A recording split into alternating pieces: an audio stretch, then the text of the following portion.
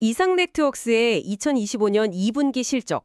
와, 이거 보니까요. 연결 매출이 작년 같은 기간보다 21.7%나 늘었어요. 네, 21.7%면 상당한 성장이죠. 그렇죠. 특히 그 종속회사인 전시사업 부문 있잖아요. 거기가 33%나 성장하면서 전체 실적을 확 끌어올렸더라고요. 연결 기준 영업이익률, OPM도 32%면 아주 양호하고요. 네, 그 연결 매출 성장 자체는 정말 인상적인 숫자입니다. 근데 이걸 조금 더 자세히 들여다보면요. 전시 사업에 대한 의존도가 너무 높아 보이는 점이 좀 걸려요. 의존돼요? 네, 그러니까 회사 자체 별도 기준으로 보면요. 주력 사업이라고 할 수 있는 기업 PG, 그러니까 결제대행 사업은 2.8% 성장이 그쳤고요. 철강 사업 매출은 오히려 2.1% 감소했습니다.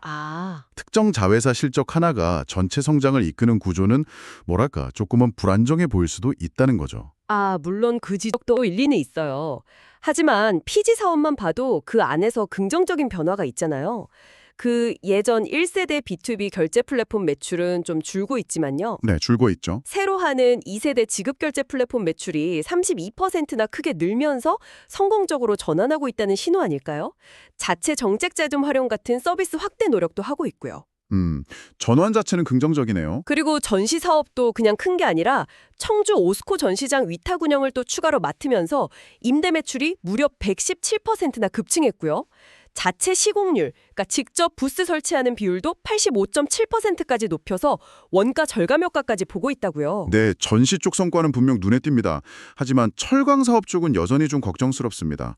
판재료 매출이 작년 2분기 대비 16%나 감소했거든요. 16%나요? 꽤 크네요. 네.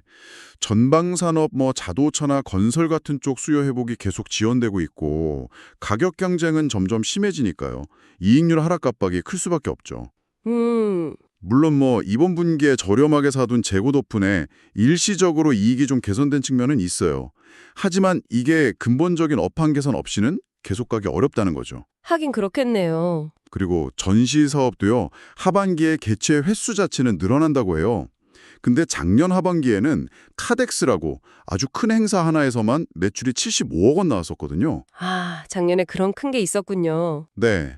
그러니까 올해 하반기에 행사 수가 많아져도 작년 같은 그런 대형 행사 효과를 상쇄할 수 있을지, 상반기 같은 높은 성장세를 이어갈 수 있을지는 좀 더 지켜봐야 합니다. 단순 비교는 어렵다는 거죠. 그래도 회사 재무 상태는 정말 걱정할 필요가 없어 보여요. 유동 비율이 380%고요. 부채 비율을 22.56%밖에 안 돼요. 이건 거의 무차입 경영 수준 아닌가요? 엄청 안정적이죠? 재무 안정성은 이상네트웍스의 강점이죠. 그건 분명합니다. 그리고 무엇보다 주주가치 제고 의지가 이번에 확실히 보였어요. 배당 성향을 기존의 순이익의 한 20% 정도 줬는데 이걸 최소 30%로 확 높였잖아요. 네, 배당 확대 발표는 있었죠. 이게 그냥 보여주기식이 아니라 실질적인 현금 배당을 늘리겠다는 거니까요. 주주들한테는 정말 좋은 소식이죠. 남은 자사주 신탁 금액도 만료 전에 전량 매입 완료할 계획이라고 하고요. 배당 확대 자체는 주주 입장에선 당연히 긍정적입니다. 그런데 이게 과연 지속 가능할 것인가? 그리고 이게 진짜 기업 가치 상승으로 이어질 수 있느냐가 관건이겠죠. 지속 가능성? 발굴이 좀 부진하면 배당을 최대 80에서 90%까지도 늘릴 수 있다. 이런 언급을 했어요. 이걸 좋게 보면 주주 환원에 대한 의지가 강한 건데 네네. 좀 다르게 보면 그만큼 새로운 성장 동력을 찾는데 어려움을 겪고 있다는 신호일 수도 있거든요. 핵심 사업 성장이 좀 정체되는 우려가 있는데 배당만으로 계속 기업 가치를 높일 수 있을까 하는 의문은 좀 남습니다. 그래도 가만히 있는 건 아니잖아요. 신사업 검토를 계속하고 있다고 하고 피지 사업도 확대를 위해서 지자체 정책자금 연계 같은 거 계속 제안하고 있다고 하고요. 자회사인 킨텍스도 상반기에 보니까 143억 매출에 순이익 27억이면 꾸준히 잘 해주고 있는 거고요. 신사업은 아직 검토 단계고 피지 사업 확대도 제한 중인 상태라 이게 당장 성과를 이어질 거라고 보기는 좀 이르죠.